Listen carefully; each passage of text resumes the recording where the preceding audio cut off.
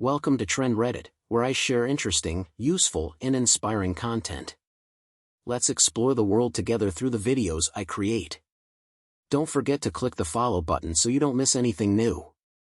Thank you for visiting and hope we have great experiences together. Message of the power of resilience and courage in dealing with discrimination expressed through calmness and patience. Let's get started. It was a typical morning at Westfield High School, and the loud ringing of the bell signaled the start of yet another school day. The halls were bustling with students rushing to their classes, but in room 205, the air was different, charged with an unspoken tension that only grew thicker as Miss Roberts, the English teacher, took her place at the front of the classroom. Miss Roberts was known for her strict, no-nonsense demeanor. With sharp eyes and a tone that brooked no argument, she commanded respect. Today, however, her usual rigid atmosphere felt even more suffocating, especially as a new student entered the room. Jasmine King, a tall, poised girl with a quiet air of confidence, stood in the doorway. Her presence immediately drew the attention of the entire class. Some students whispered, curious about the new girl, others barely looked up, too focused on their conversations or their phones. But Miss Roberts saw her and greeted her with a forced smile that didn't quite reach her eyes. "Ah, you must be Jasmine," Miss Roberts said, her voice dripping with artificial sweetness. "Welcome. I hope you're ready for our rigorous curriculum. We take our studies very seriously here at Westfield." The way she emphasized rigorous felt like a challenge, as though she doubted Jasmine's abilities right from the start. Jasmine, however, was unfazed. She locked eyes with Miss Roberts, her expression calm but unreadable. Without a word, she took her seat in the middle row, quietly opening her notebook. A few students glanced at each other, sensing the subtle hostility in the room, but no one dared to comment. As the class settled down, Miss Roberts began her lesson on To Kill a Mockingbird, a novel that had sparked countless debates over the years. The teacher, as usual, took control of the discussion, focusing on the themes of power and oppression. The class followed along, but Jasmine remained silent, listening intently. When Miss Roberts asked for thoughts on the novel's themes, Jasmine raised her hand for the first time. For a moment, there was a flicker of curiosity among the students. What would the new girl have to say? But Miss Roberts, pretending not to notice Jasmine's hand, called on a student in the back instead. The tension in the room thickened. Jasmine lowered her hand without a word, her expression unchanged, but a few students exchanged uncomfortable glances. It was clear something wasn't right. Minutes later, as the discussion continued, Jasmine tried again. This time, she brought up the subject of systemic racism in the novel, her voice steady and thoughtful. But Miss Roberts interrupted almost immediately, dismissing Jasmine's point as politically driven with a wave of her hand. "We're here to focus on the text, not to insert our personal opinions," she said, her tone cold and condescending. The dismissal stung, and it was hard not to hear the passive-aggressive undertones in her words. Jasmine's jaw tightened, but she didn't react, maintaining her composure. Several students in the room shifted uncomfortably. Some had noticed the unfair treatment and exchanged glances, whispering quietly. Others stayed silent, unwilling to get involved. But the atmosphere in the room was undeniable. Miss Roberts had singled Jasmine out, and it was making everyone uneasy. As the lesson continued, Jasmine remained calm, taking notes and keeping her focus on the material despite Miss Roberts's thinly veiled hostility. Her quiet defiance was small but powerful, a silent resistance that showed strength, even in the face of blatant disrespect. By the end of the period, the tension between Jasmine and Miss Roberts had become palpable, though unspoken. And as the bell rang, signaling the end of class, it was clear that this was just the beginning of a larger confrontation yet to unfold. The rest of the class filed out, whispering among themselves. Some glanced back at Jasmine with sympathy, while others hurried to avoid eye contact, unsure of where they stood. Miss Roberts, however, wasn't finished. As the last student left, she called out, "Jasmine, can I see you for a moment?" Jasmine paused at the door, turning back to face her teacher. Miss Roberts approached, her eyes narrowing ever so slightly. I just wanted to remind you, she began, her voice low and controlled, that in my class, we focus on facts and analysis, not personal agendas. It would be in your best interest to remember that. The words hung in the air like a threat, but Jasmine didn't flinch. She met Miss Roberts's gaze with the same quiet strength she'd shown all class. Of course, she replied, her voice even and calm. Without another word, she turned and left the room. Miss Roberts watched her go, her jaw tight, and for the first time that day, a flicker of doubt crossed. Miss Roberts began the next class with her usual strict demeanor, quickly diving back into the lesson on To Kill a Mockingbird. She spoke about power dynamics in the novel, her voice sharp as she commanded the room's attention. Jasmine, sitting quietly in the middle row, listened intently, her face composed despite the tension from the previous day. The classroom was silent except for the sound of Miss Roberts's voice as she lectured about oppression and justice, the same themes Jasmine had tried to speak about before. Jasmine raised her hand once more, hoping to contribute, but Miss Roberts ignored her, scanning the room and calling on another student who had not even raised their hand. Jasmine lowered her hand, unfazed, and kept taking notes. But it was becoming clear to her classmates that something was off. A few students exchanged uncomfortable looks, noticing how deliberately Miss Roberts was ignoring Jasmine. Despite this, Jasmine remained composed, her pen moving across the paper, never letting her teacher's blatant dismissal shake her. Then, Jasmine took a more direct approach. When Miss Roberts paused during her explanation, Jasmine raised her hand again, this time speaking without waiting to be called on. She brought up systemic racism, pointing to specific moments in the novel where characters faced unfair treatment due to their race. Her analysis was thoughtful and articulate, but before she could finish, Miss Roberts interrupted her. If you think the story is good, leave a comment with the number 1, and if not, please subscribe to the channel. If the video is helpful to you, don't forget to hit the like button. Let's keep the conversation focused on the text, Jasmine, Miss Roberts said, her tone cold and dismissive. We're not here to discuss politics or personal opinions. The room went silent. The way Miss Roberts said politics made it clear that she wasn't just shutting down Jasmine's point, she was deliberately undermining her perspective. Jasmine's face remained calm, but her eyes narrowed slightly as she sat back in her chair. A few students shifted uncomfortably in their seats, clearly noticing the unfair treatment. Some even began to whisper among themselves, realizing that Miss Roberts was singling Jasmine out. Despite the teacher's cold response, Jasmine continued to take notes, her expression controlled and steady. She didn't argue back or push further, but her silence spoke volumes. It was a quiet resistance, one that was beginning to resonate with her classmates. The tension in the room continued to grow as the lesson dragged on. Miss Roberts moved on to a group project, instructing the class to form teams to discuss the themes of the novel. As students shuffled their chairs and began forming groups, Miss Roberts shot a glance at Jasmine.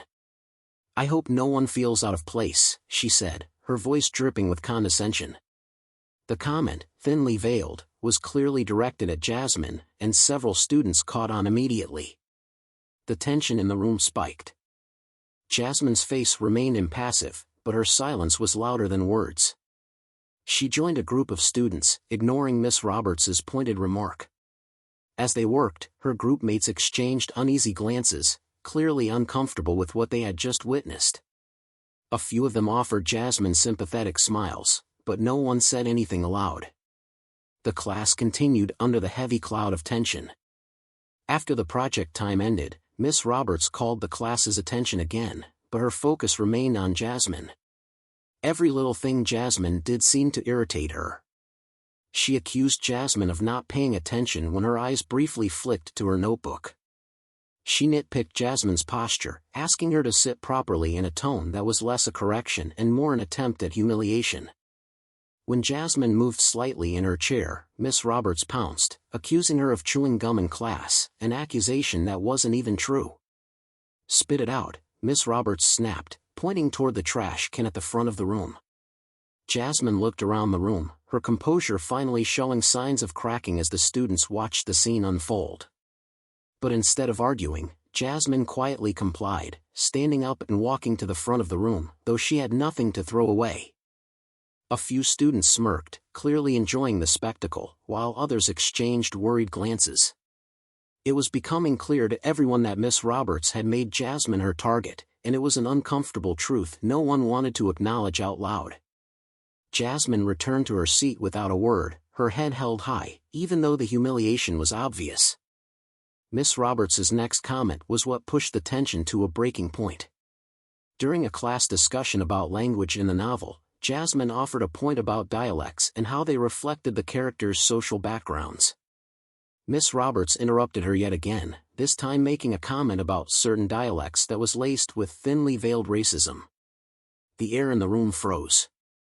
Several students gasped, while others stared in shock, realizing the full extent of Miss Roberts's bias. Jasmine's expression remained composed, but her silence was different now, heavier, more tense. It wasn't just quiet defiance anymore. It was a growing sense of injustice. Even the students who had smirked earlier seemed uncomfortable now, realizing that what they were witnessing wasn't just a strict teacher keeping order, it was something far more serious.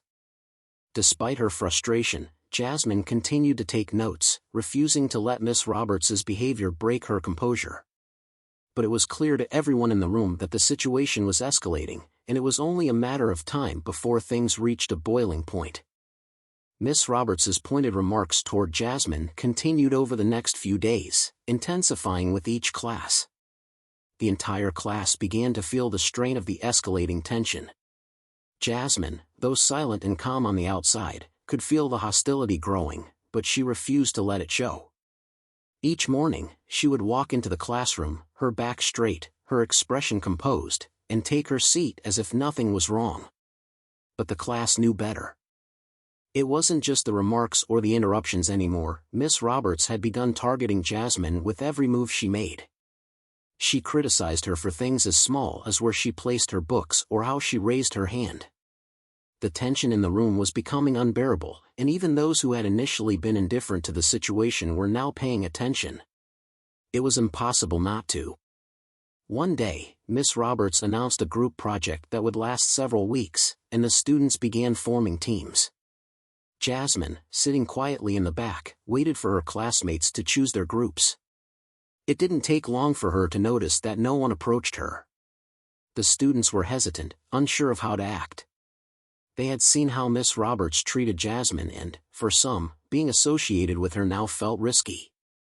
As the students began working in their groups, Miss Roberts walked around the room, observing the teams.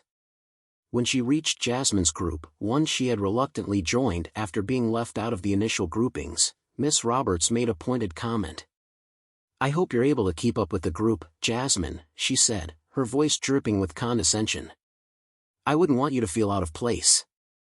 Jasmine kept her head down, writing in her notebook, refusing to engage with her teacher's passive-aggressive remarks.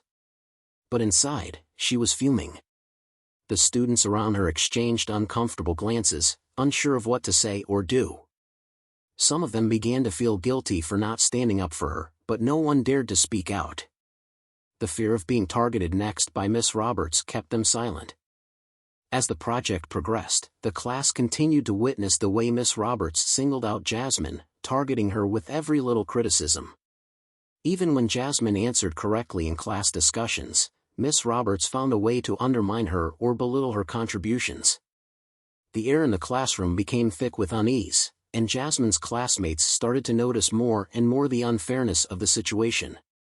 During one particularly heated lesson, Miss Roberts turned the topic to language in To Kill a Mockingbird, focusing on the dialects used by various characters. Jasmine, as usual, raised her hand to contribute, this time pointing out how dialects reflected the social and racial divides in the story. But before she could finish, Miss Roberts interrupted, her tone sharp. "Let's not make this about race again, Jasmine," she said coldly.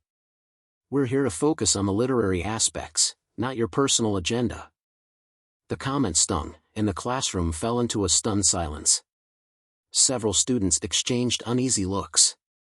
Jasmine didn't say anything, but her grip on her pen tightened. It was clear now, Miss Roberts wasn't just dismissing her contributions, she was targeting Jasmine because of who she was. Her words, her tone, everything was laced with thinly veiled racism, and the class could feel it.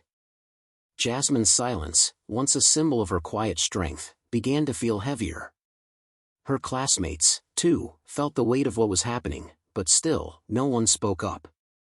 The atmosphere in the classroom grew more toxic with each passing day, and the students became increasingly aware that something had to give. Finally, one day after class, as the students were packing up to leave, Miss Roberts called Jasmine to her desk. "Stay behind, please," she said, her voice devoid of warmth. Jasmine approached, her face impassive, as her classmates shot her sympathetic glances. But no one stayed back to support her. "Jasmine," Miss Roberts began, "I've noticed that you seem to be struggling with staying focused on the facts. You're letting your personal opinions color your analysis of the text." She paused, as if waiting for a response, but Jasmine remained silent.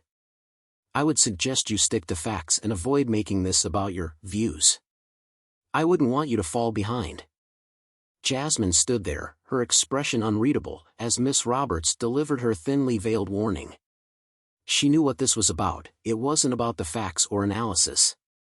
It was about her, about who she was and the ideas she brought to the classroom that Miss Roberts couldn't or wouldn't accept. After a long moment, Jasmine nodded, her voice calm as she said, "I understand." But as she turned and walked out of the classroom, it was clear to anyone paying attention that this wasn't over. The tension had reached a boiling point, and everyone, including Miss Roberts, could sense that something bigger was coming. The tension that had been building for weeks was about to reach its breaking point. Miss Roberts had decided to escalate things further by planning a parent-teacher conference.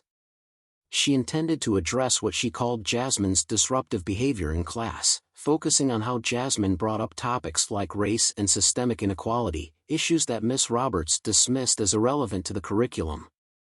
She had no idea that Mr. King, the principal of Westfield High School, was Jasmine's father. The day of the conference arrived. Jasmine sat quietly in the classroom as Miss Roberts continued with her usual lesson. She barely acknowledged Jasmine's presence, but the cold hostility between them was palpable.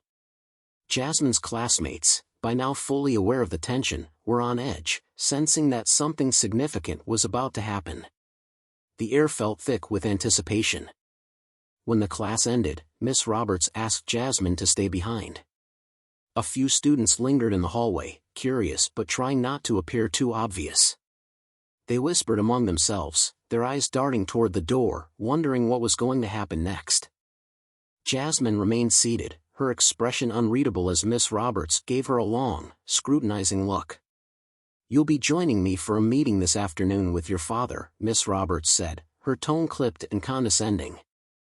"I'm sure he'll be interested to hear about your lack of focus and your disruptive influence on the other students." Jasmine didn't respond. She simply nodded and gathered her belongings, her calm demeanor a stark contrast to the tension hanging in the air. Later that afternoon, the parent-teacher conference began in the small, stuffy conference room near the school's administrative office. Miss Roberts sat confidently behind her desk, her notes neatly arranged in front of her, fully prepared to criticize Jasmine's performance in class. Jasmine sat beside her father, Principal King, who had taken the day off from his usual duties to attend the meeting. Miss Roberts began her tirade almost immediately, her voice dripping with barely concealed disdain.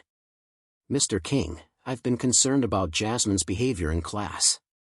She seems more interested in bringing up controversial topics than focusing on the material at hand. Her comments about race and systemic injustice are completely out of line with what we're trying to teach in our literature curriculum." Principal King listened intently, his face impassive as Miss Roberts continued her speech. Jasmine remained silent, her hands folded neatly in her lap, her eyes focused straight ahead.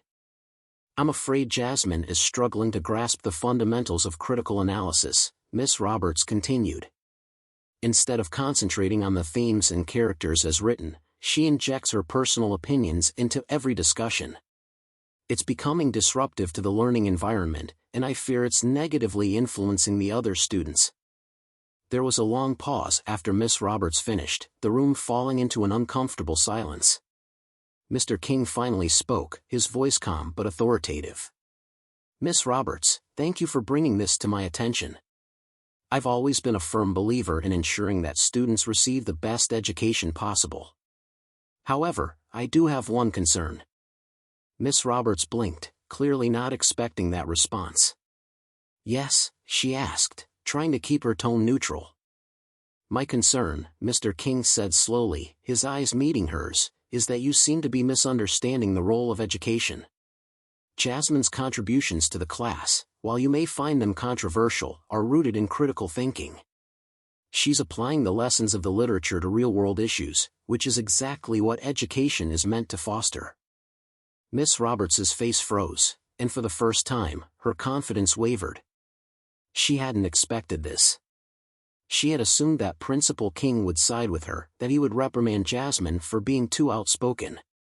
But it was clear that she had misjudged the situation completely. I don't think you understand, Mr. King," Miss Roberts stammered. "I'm simply trying to keep the focus on the literature. It's not about silencing Jasmine's voice, but about ensuring she stays within the boundaries of academic discussion." Mr. King's expression didn't change. "And you believe that by singling out my daughter, interrupting her contributions, and making pointed remarks, you're encouraging a healthy academic environment?" Miss Roberts opened her mouth to respond, but no words came out. She was visibly shaken now, her hands trembling slightly as she fumbled with the papers in front of her. "I've been hearing from students, Miss Roberts," Mr. King continued, his voice growing more authoritative. "They've told me about the way you've been treating Jasmine, the way you've been singling her out in class. This isn't just about academics. This is about the way you've allowed your personal biases to influence your teaching." The room fell into a heavy silence. Miss Roberts stared at Mr. King, her face drained of color, realizing that she had overstepped her bounds. Jasmine, sitting quietly beside her father, kept her expression neutral, but there was a sense of quiet satisfaction in the way she held herself. "I will be observing your class tomorrow," Mr. King said finally, his voice leaving no room for argument. "And we will have a further discussion about your conduct as an educator." Miss Roberts nodded numbly, her earlier bravado completely gone. As Mr. King and Jasmine stood to leave, Miss Roberts remained seated, staring at the papers in front of her, knowing full well that her behavior had been exposed. The following day, the tension in Miss Roberts's classroom was almost unbearable. The students had heard rumors about the parent-teacher conference, and now they were all waiting to see what would happen next. The news that Principal King, Jasmine's father, would be observing the class spread like wildfire. Every student knew that something significant was about to unfold. Miss Roberts stood at the front of the classroom, her usual confidence visibly shaken.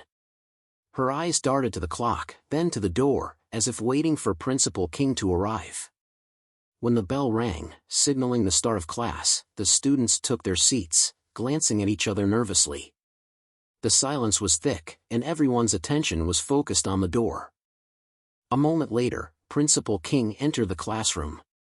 His presence was calm but commanding, and as he walked to the back of the room, every eye followed him. He took a seat, giving a slight nod to the students, and Miss Roberts, standing at the front of the class, cleared her throat nervously.